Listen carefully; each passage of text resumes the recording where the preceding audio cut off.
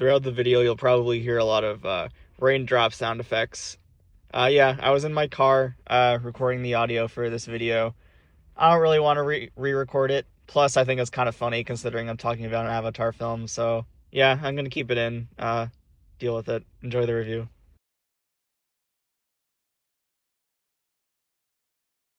Alright, so the third movie in the franchise of James Cameron's Poorly Disguised Fetish is out. And, yeah, not surprising. It's very average. I don't know what to expect from these Avatar films anymore, but I don't know.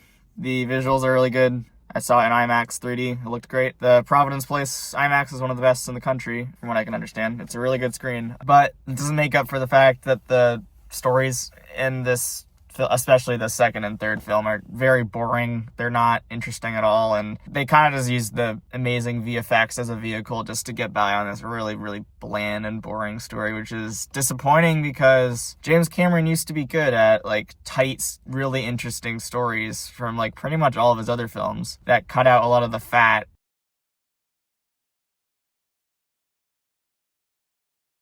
and without bullshit, created a lot of really good stories. But it's unfortunate because these films are his most indulgent films, which is not always a bad thing, but it comes at the cost of his worst qualities. And to me, it just feels like something that's very one note. They're just a one-trick pony, kind of. At this point, the visuals are kind of just the standard for what CGI visual effects should be. And a lot of films just don't get to that level, either because they don't fucking pay their VFX artists or they just have insane deadlines causing their artists to just crunch on everything. But I'm not sure if that's what happens behind the scenes of Avatar, but it's clear that the visual effects and visual effects supervision take a big priority in these films because, yeah, it's really good. The water physics are amazing. It looks beautiful in a lot of scenes. There's some really interesting cinematography that's used within these scenes, considering a lot of it is able to be CGI. It gives it leeway for it to cheat a lot of instances where there could be problems or difficulty, but it uses it,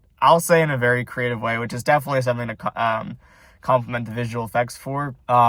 However, yeah, it just doesn't really bring much new to the table, which, I mean, maybe that's just me, like, being jaded, but I don't know, like, the fire looked really good. CGI fire is really hard to do, and that looked fine. The biggest issue with the visual effects is just the fucking stupid frame rate bullshit. I don't understand why it just switches between 24 frames and 48 frames per second. If he really wanted to do 48 frames, I wouldn't enjoy it, but he should have just done it throughout the whole film. It's worse when it's just changing because it looks really weird. It's just things like that where it's like, why do we need to do, it looks like a video game with 48 FPS, which is one of my biggest points, is that, like, the Avatar films, I've just thought about this in my head. I feel like they would work much better as video games just because the way the world is set up and the world building, I feel like exploring the lore would be a lot more interesting in a video game. It's not worth exploring in movies that feel very repetitive, and it feels like it should be a long movie, but I feel like they could have used these 3.5 hours to actually flesh out the world a lot better. But it's weird because, like, I complain that the movie's too long, but at the same time, I'm like, this is just showing us the exact same things. It's so repetitive. I don't understand why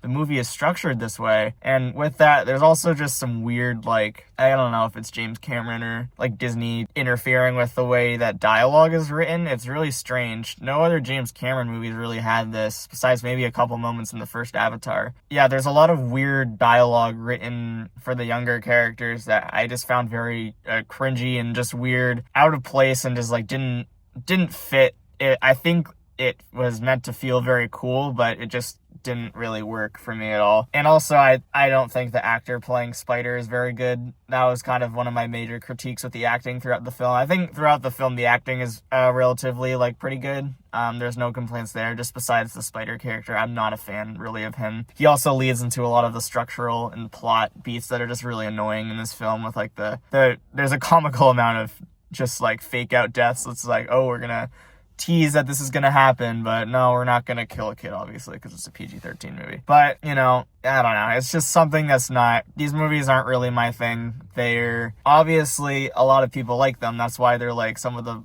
highest grossing fucking movies of all time, but, like, I don't know, they're just not really movies I value as much as others, because they're just very repetitive. The second and third movie they feel the exact same. Like, they feel the exact same. They should have either just been one 3.5 hour movie, or the third one just should have not been made at all, honestly, which with that, I'm still giving it a 5 out of 10. That seems kind of harsh, but like, I don't know. I don't regret watching it like an IMAX. The IMAX definitely made my experience worth it because it's beautiful to watch at the very least. But that's all I have to say about this movie.